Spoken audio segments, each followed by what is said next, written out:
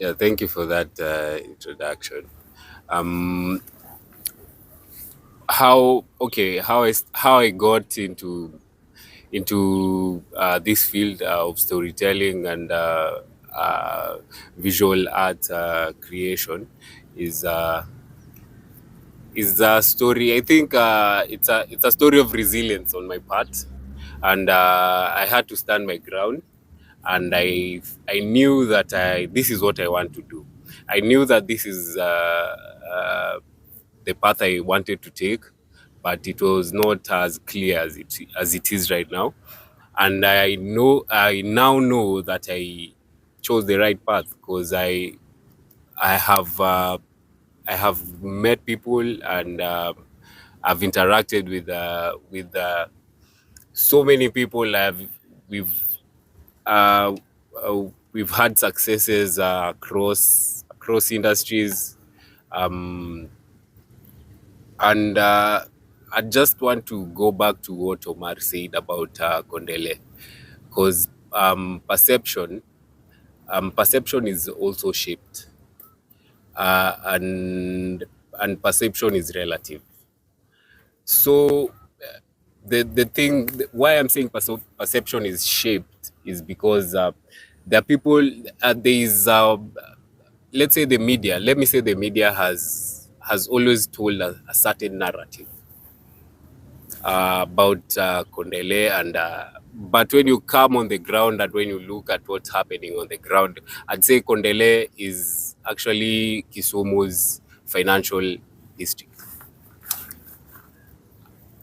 but there's no bank, there's no branch of a bank in Family Kondele. bank, There's one.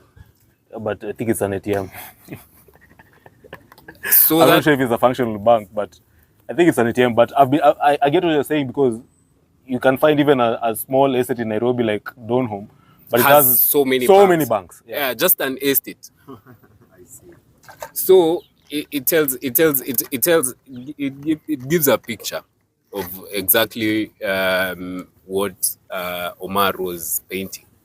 He painted a very vivid picture of what's really going on in Kondele. And he also said something that's really caught my ear. He said that your environment also shapes you. You can't grow up in a place where you don't have role models, and or you have very bad examples of role models, and you expect a good outcome. That is also perception, just like getting out of your comfort zone. Now it will take someone to get out of his comfort zone and go and look for something else outside there that you feel like you'd want to identify with, that you'd feel like you want to resonate with, and you'd want people, like you'd want your name tagged on that. So the thing is, I think I found good role models early, and they helped shape my my thinking and my ambitions, and what I'd want out of myself. So for someone in Kondele, there are so many Kondeles in Kenya. True. There are so many Kondeles in Kenya. For someone in such an area, um, coming to what Lolo AI is doing, and why such stories are very rare, first of all. And he said, like, people have always taken advantage of that area, in terms of politics, in terms of activism and policy, you know, goonism, like like someone said, if you want your uh, business to if you want your business to thrive, in a certain area, just you probably just give it a tag. Right now, then it was the .com era.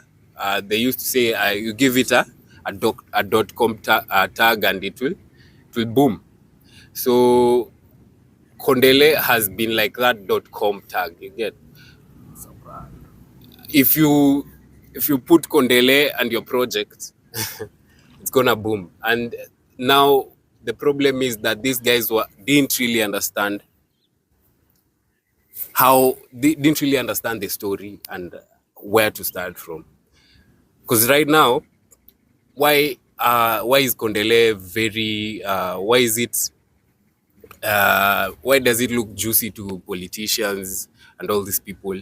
Because it has a high number of young people, and the young people in Kondele are energetic and they have ideas, but they are being used for the wrong reasons. They don't understand the story. And Kondele has very many young people. Now coming to Lolo AI, we've said that we want to empower these young guys. Because it's true, everyone in Kondele right now has probably 70% are young people. That 70% probably has a smartphone. Probably there's infrastructure setbacks, like probably they don't have money for internet and things like that. But we are coming to bridge. Lolo AI is bridging this gap by bringing these services closer to the young guys in that setup, of which the local government and the government has been, because they know that when after 5 years they'll always go back to Kondele and use those boys to disrupt, and it's not a good way. I feel like right now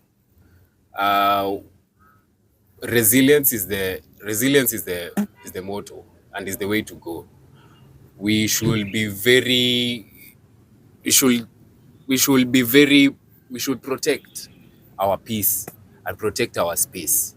So giving power to the young people, I know they'll go build their Kondele after they've worked, giving them meaningful jobs online, and they'll come back and build their Kondele, and that young person will not go back and burn that place because he has his own interest there.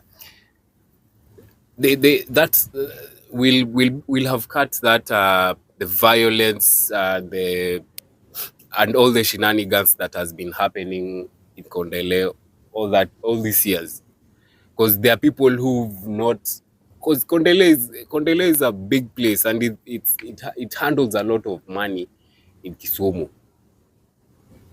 Nah, it doesn't look like it.